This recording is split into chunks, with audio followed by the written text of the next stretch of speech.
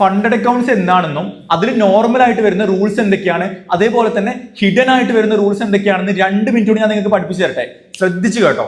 ഞാനിവിടെ open ആക്കിയിട്ടുള്ളത് funding tips എന്ന് പറയുന്ന ഒരു വെബ്സൈറ്റ് ആണ്. ഇവരുടെ നോർമലി ചലഞ്ചിൽ വരുന്ന റൂൾസ് ആൻഡ് റെഗുലേഷൻസ് എന്തൊക്കെയാണെന്ന് നമുക്ക് ചെക്ക് ചെയ്ത് നോക്കാം. ഇത് നോക്കിയാൽ നിങ്ങൾക്ക് കാണാം 2 സ്റ്റെപ്പ് എന്ന് പറഞ്ഞു കഴിഞ്ഞാൽ 2 ചലഞ്ച് ഫേസ് ആയിരിക്കും നമുക്ക് ഉണ്ടാവുക.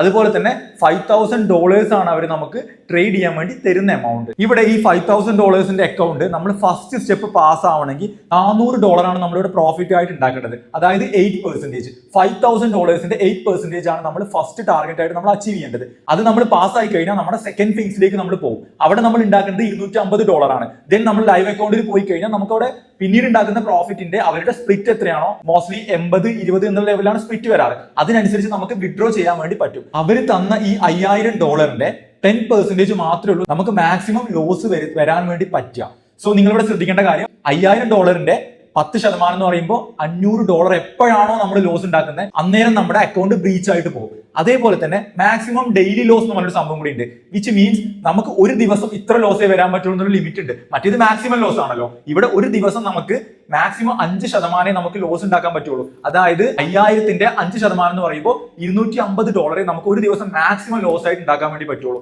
അതിൽ കൂടുതൽ നമ്മൾ ലോസ് ഉണ്ടായി കഴിഞ്ഞാൽ നമ്മുടെ അക്കൗണ്ട് ബ്രീച്ച് ആയി പോകും. അതേപോലെ തന്നെ മിനിമം നമ്മൾ 3 ദിവസമെങ്കിലും ട്രേഡ് ചെയ്തിരിക്കണം അക്കൗണ്ട് പാസ് ആവാൻ. ഇത് പൊതുവെ ഗാംബ്ലിംഗ് ഒക്കെ ചെയ്തിട്ട് ഒരു ദിവസം കൊണ്ട് പാസ് ആവുന്നത് ഒഴിവാക്കാൻ വേണ്ടിയിട്ടാണ് അവർ ഈ ഒരു റൂൾസ് വെച്ചിട്ടുള്ളത്.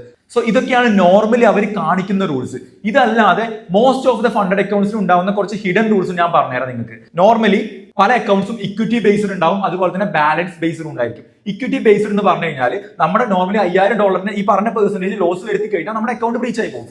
ഇതല്ലാതെ നമുക്ക് നിശ്ചിത ലെവലിൽ പ്രോഫിറ്റ് കിട്ടി, ലൈക്ക് ഒരു $300 നമ്മൾ പ്രോഫിറ്റ് കണ്ടു, എന്നിട്ട് ആ ട്രേഡ് നമ്മൾ എക്സിറ്റ് അടിക്കാതെ നമ്മൾ ആ ട്രേഡ് ഒരു $100-200 ലോസിലായി ഇറങ്ങുന്നെങ്കിൽ ആ ഒരു വേവ് ഉണ്ടല്ലോ, ആ 300ന്ന് താഴോട്ട് നെഗറ്റീവ് ബാലൻസിലുള്ള ആ ഒരു വേവ് നമ്മുടെ ലോസ് ആയിട്ട് അവർ കൺസിഡർ ചെയ്യും. അപ്പൊ ആ രീതിയിൽ നമ്മുടെ അക്കൗണ്ട് അടിച്ചു പോകാൻ നല്ല സാധ്യതയുണ്ട്.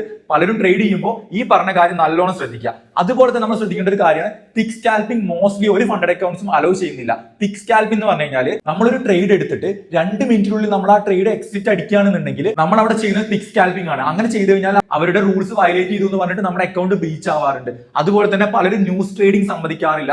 ന്യൂസിന്റെ ഒരു 10 മിനിറ്റ് മുമ്പോ 10 മിനിറ്റ് ശേഷമോ നിങ്ങൾ ട്രേഡ് ചെയ്യാതിരിക്കുന്നതാണ് ഏറ്റവും നല്ലത്. അതുപോലെ തന്നെ പല അക്കൗണ്ട്സിനും കൺസിസ്റ്റൻസി റൂൾസ് എന്ന് പറഞ്ഞ സംഭവം കൂടി ഉണ്ട്. അത് ഞാൻ വേറൊരു വീഡിയോ ആയിട്ട് തന്നെ ചെയ്യാൻ വേണ്ടി പ്ലാൻ ചെയ്യുന്നുണ്ട്. സോ ഇത്രയും കാര്യങ്ങളാണ് മെയിൻ ആയിട്ട് ഫണ്ടഡ് അക്കൗണ്ട്സിന്റെ റൂൾസ് ആൻഡ് റെഗുലേഷൻസ് നമ്മൾ ശ്രദ്ധിക്കേണ്ട കാര്യം. ഇതെല്ലാം ഫോളോ ചെയ്ത് നമ്മൾ ട്രേഡ് ചെയ്താൽ മാത്രമേ ഉള്ളൂ അറ്റ് ദ എൻഡിൽ പേ ഔട്ടിൽ എത്തുമ്പോൾ അത് വിഡ്രോ ചെയ്യാനുള്ള ഒരു ചാൻസ് ഉണ്ടാവണമെന്നുണ്ടെങ്കിൽ ഈ പറഞ്ഞ കാര്യങ്ങളെല്ലാം നമ്മൾ ശ്രദ്ധിച്ച് ട്രേഡ് ചെയ്യണം.